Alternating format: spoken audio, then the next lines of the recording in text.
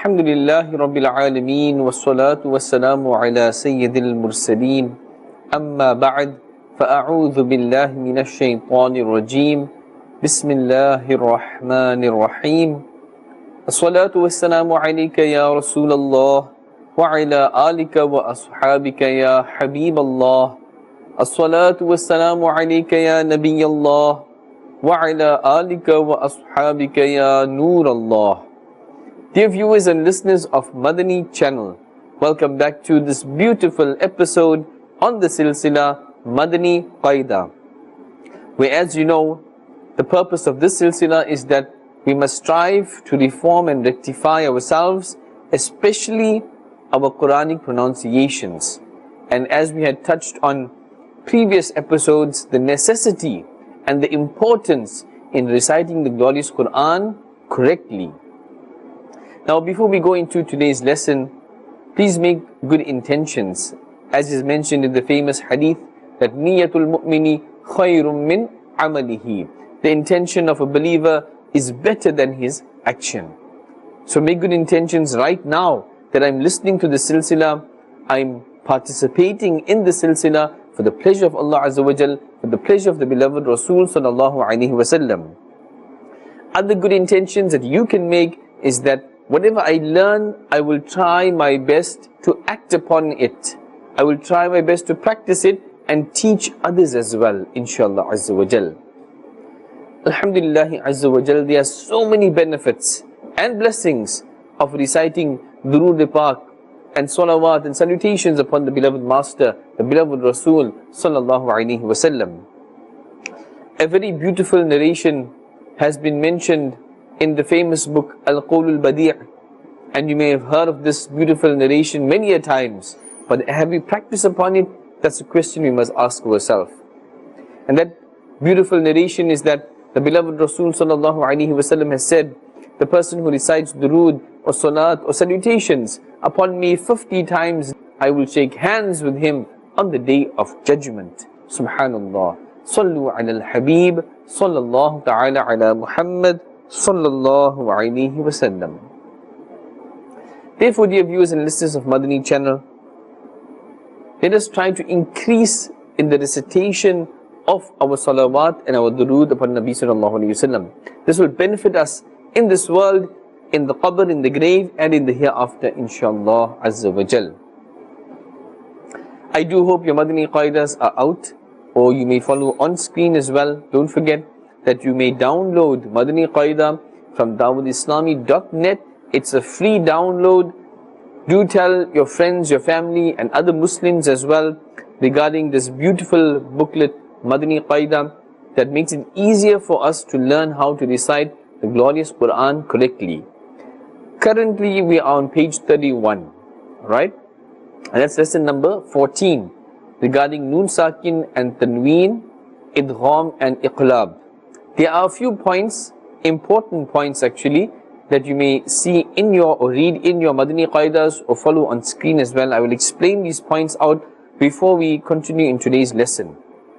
So please do pay attention, and the lesson itself, do repeat after me in a loud tone with a loud voice. Islamic sisters, again please do be careful that ghayr mahareen are not anywhere near. Sallu ala الحبيب sallallahu ta'ala ala Muhammad sallallahu alayhi wasallam. Alright, so today we are learning two new terms, or relatively new terms. We had touched upon this in, I think, 2 episodes before, but today in a little detail regarding idgham and iqlab. What are these? Do memorize these terms with their details. It's very simple, so please do pay attention. If you look at point number 3 on page 31, or follow on your screen as well. Idgham. Idgham will apply when any of the yarmaloon letters, is found after a Noon Sakin or a Tanween. Noon Sakin, you know what this is, and Tanween you already know, 2 fathas, 2 dhammas or 2 kasras. And yarmaloon is a combination of 6 letters, and they are Ya, Ra, Mim, Lam, waw, and noon. These 6 letters, when we put them together as a mnemonic to make it easy for us to remember, we say yarmaloon.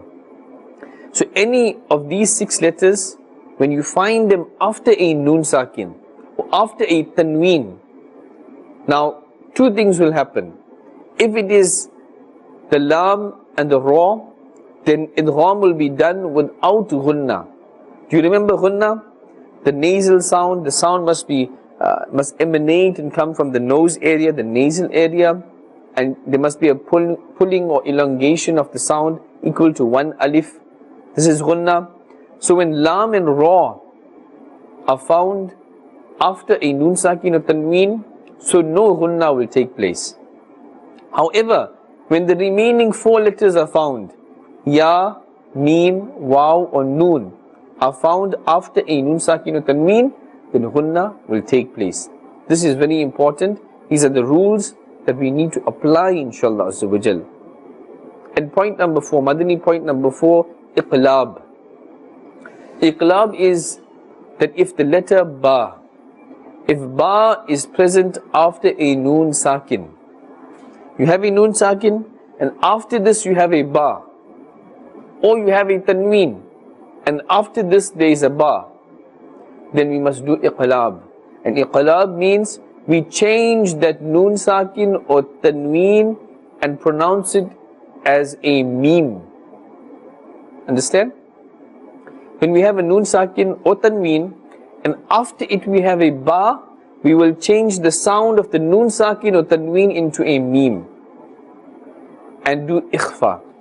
We will pronounce with nasalization. Alright? Now, in this lesson we are going to spell out the letters with their symbols or with the syllables as well. And here in the 2 points below there's an explanation of how we are going to spell it out. Look at the word in your Madani Qaidas, man yaqulu. Man yaqulu, or on screen as well. So this example, we will spell it out: Mim, Noon, Ya, Fatha, May, Ya, Fatha, Ya, Mayya, Qaf, Waw, Dhamma, Hu, Mayyaku, Lam, Dhamma, Lu, Mayyaqulu. So in this manner we will spell it out, inshaAllah azza wa jal. Now here in this example you can see the mim and then there's a noon sakin. After the noon sakin there's a ya. Alright? The ya has a tashdeed. So ya we find after the noon sakin and therefore idgham is taking place here. And ghunna we must also apply. So keep these rules in mind so that we can correctly pronounce each letter and each word of the glorious Quran. Now the last Madani point on page 31, it says spell out iqlab as under. For example, you can see mim ba'di. There's a mim, there's a noon sakin. After the noon sakin there's a ba. So automatically you know now iqlab must take place here. Also, you can see a very tiny, a small mim above the noon sakin or on the side of the noon sakin. This is indicating to you and telling you that the mim sound must be made here. Iqlab applies here. So how will we spell this out? We will say mim, noon, kasra, min, ba, ain, fatha, ba'. Mim ba'. So can we hear? We're not saying min ba'd. We are doing iqlab, and we are saying mim ba'd, mim ba', and then dal kasra di, mim ba'di. Now we are pulling or elongating the sound because iqlab is taking place, and therefore we must do ikhfa. We change the noon sakin, the sound of this, into a mim, and we do ikhfa. Do you remember ikhfa? Any of those 15 letters which apply, or which is found after a noon sakin or tanween, ikhfa applies, and therefore ghunna must take place. The letter or the sound must be elongated and pulled to the extent of 1 alif. So let us begin today's lesson, inshallah azza wa jal.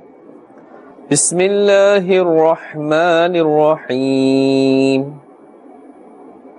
Mim, Noon, Ya, Fatha, May, Ya, Fatha, Ya, Maya, Qaf, Waw, Dhamma, Qu, Mayaqu, Lam, Dhamma, Lu, Mayaqulu,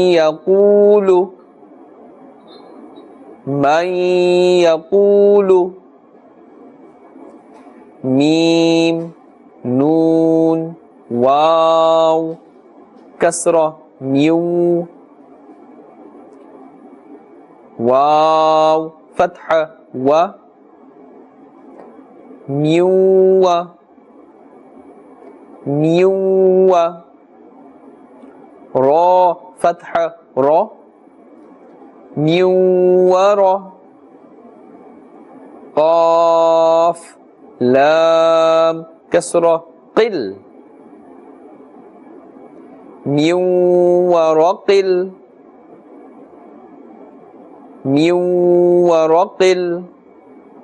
Jim, Noon, Fatha, Jan, Mewaraqil Jan, Noon, Fatha, Na, Mewaraqil Jannah, Ta, Kasrah, Ti, Mewaraqil Jannati. Alright, these are examples that we have given you in terms of spelling them out. Spelling them out is very simple.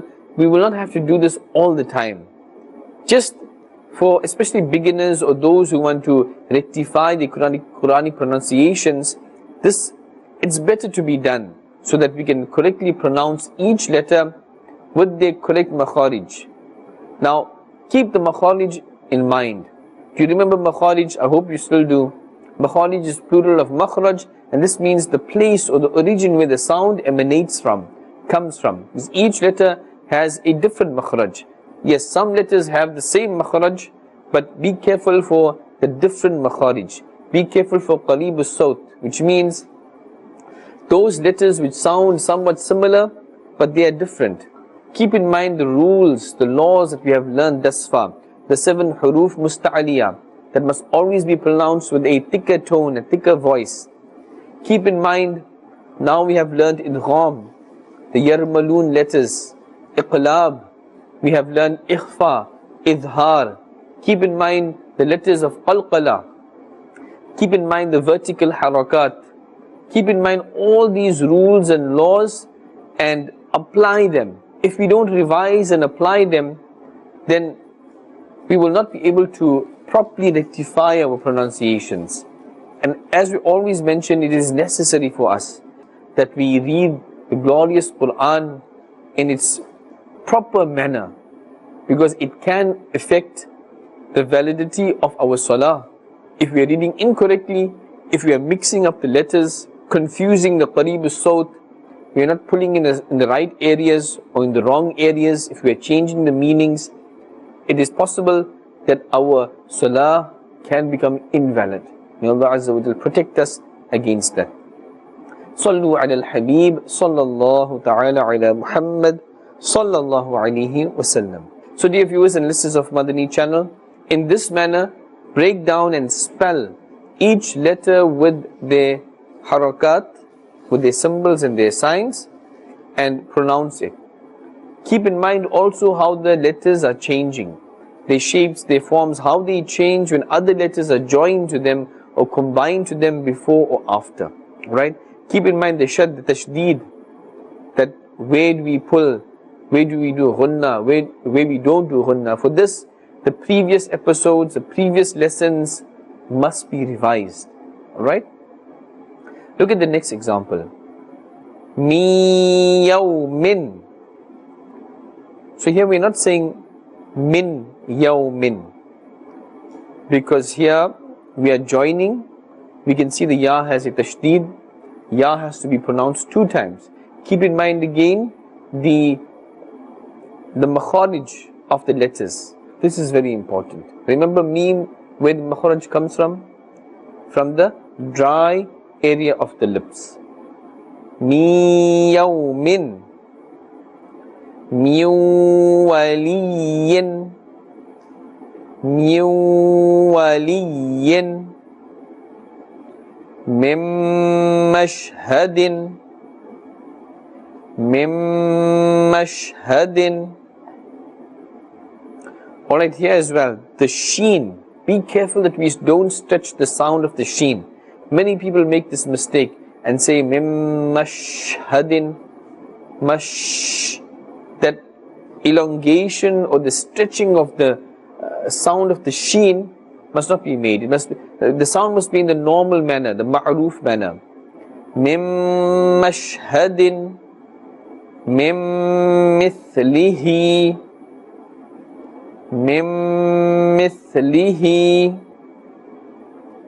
min nasirin, min nasirin. Alright, Sad. Do you remember which letters this is part of? The huruf musta'adiyah, and therefore it must have a thicker tone. Min nasirin, min nutfatin, min nutfatin. Alright, I'm sure you can see the ta with its jazm, with its sakin. So do you remember what rule applies here? Ta is part of the huruf qalqala, also part of the huruf musta'adiyah. Therefore ta must be pronounced with a full mouth, and the qalqala must apply, which means a slight bouncing or echoing sound must be made. Min nutfatin, mir rabbika, mir rabbika. Alright, here, this is a good example. We can see the nun sakin in green, and after the nun sakin we have a ra. And we just learnt in the beginning of this lesson that whenever lam or ra from the yarmalun letters, when this is seen after a nun sakin or tanween, then ghunna will not take place. Ghunna will not take place, and therefore we are not saying mir rabbika. We are not stretching and pulling the sound here. We are saying in a normal manner, without pulling, without elongation, without ghunna. Mir rabbika, mir rabbihim, mir rabbihim. Now mim, remember the makhraj of this letter is from the dry part of the lips, and ba, the makhraj of this is from the wet part of the lips. Keep these things in mind all the time. Min ladunhu, min ladunhu, yakullahu, yakullahu, kitaban yalqahu, kitaban yalqahu. Here we can see the tanween, which is above the ba, and thereafter we have a ya. So as we mentioned, when we have the letters of yarmalun, besides the lam and the ra, if they appear after a nun sakin or tanween, we will do ghunna. And therefore we are pulling a little bit here. Kitaban yalqahu. Be careful for the qaf. Qaf is part of the huruf musta'aliyah, and therefore we must not say yalqahu. Yalqahu will be mixing this qaf with the kaf, because kaf has a more flatter and thinner sound. And Qaf has a full sound, a thick sound. رَجُلٌ يَسْعَى. رَجُلٌ يَسْعَى. هُدًى وَذِكْرًا. هُدًى وَذِكْرًا. Dhikra. We can see the Dhal and Kaf. Now remember, Kaf is not part of the huruf qalqala, and therefore we cannot and we must not bounce the sound. There must not be an echo. Dhikka, dhikka. It must be dhik, dhik. Very slightly we must say the sound or recite the sound of the Kaf. Ra, we can see Ra has a vertical fatha, and therefore, as we mentioned earlier, that when Ra has a fatha or dhamma or fathatain or dhammatain or vertical fatha, it must be pronounced with a full mouth. We cannot say dhikra. Dhikra, incorrect. Dhikra. Hudan wa dhikra. Wujuhun yawma idhin. Wujuhun yawma idhin. Birahmatin minhu. Birahmatin minhu. Sirajan muniran. Sirajan muniran. Hittatun naghfir lakum. Hittatun naghfir lakum. Khalqin nu'iduhu. Okay, here as well, Kha is part of the huruf musta'aliyah. Keep in mind the makhraj of this letter. In fact, of all letters, Kha must be pronounced with a full mouth. So we cannot say khalqin. Khalqin is incorrect. Khal, with a full mouth, a thicker tone. Khalqin nu'iduhu. Muhammadur Rasulullahi. Muhammadur Rasulullahi. Ra'ufur Rahimun. Ra'ufur Rahimun. Ra'ufur Rahimun. Musaddiqan lima. Musaddiqan lima. Alright, now look at this. Swad is part of the huruf musta'aliyah.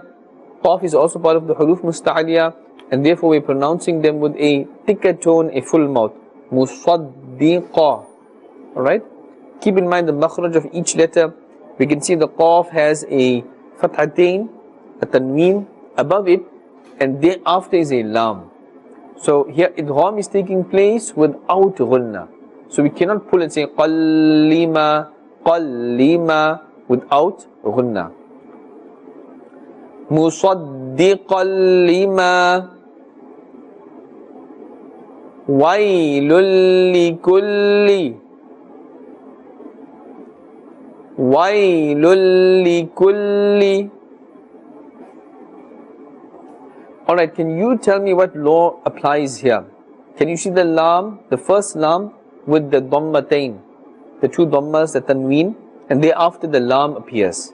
So what rule is applying here? That's correct. Idgham without ghunna.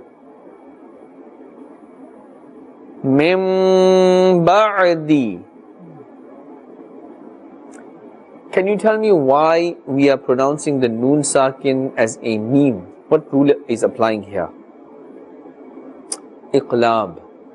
Iqlab is applying here, that when you see a ba As you can see there in the example, in your Madani Qaidas or on screen, ba before this is a noon sakin. Basically, after a noon sakin, if you have a ba, or after a tanween, if you have a ba, that noon sakin or tanween we will now pronounce as a meme. We have already discussed this in the beginning of this lesson, but just to refresh our minds. So we will pronounce as a meme, and you can see the little meme there above the noon sakin. And ikhfa we will apply as well, which means we will do ghunna and we will pull or stretch the sound of this meme equal to 1 alif in duration. Min ba'di, min baqliha, min baqliha. Alright, the first part we understand is iqlab. That's why we are saying mim, we are doing ghunna, because after the noon sakin is a ba. But what about the ba and the qaf? They are highlighted in red. What rule is applying here? Qalqala. Because qaf with the jazm, this is part of the qalqala letters. And as we had already learnt, in this case, a bouncing or echoing sound must be made. Any of those 5 qalqala letters. And if a qalqala letter has a tashdeed, a shad upon it, then that bouncing or echoing sound must be even more intense. More stress must be placed on that qalqala letter. Min baqliha ambihum, ambihum. Can you hear the jerking sound? We must not put too much of emphasis on this. Otherwise, it will sound as if we are pronouncing a fatha. We are putting a fatha on this hamza. Do not say ambi'ahum. A slight jerking of the hamza. Ambihum. Ambihum. La yumbadhanna. La yumbadhanna. Qawlan balighan. Qawlan balighan. Ghain is part of the huruf musta'aliyah, and therefore do not say ghan. Ghan, with a full mouth and a thicker tone. قولا بليغا خبيرا بصيرا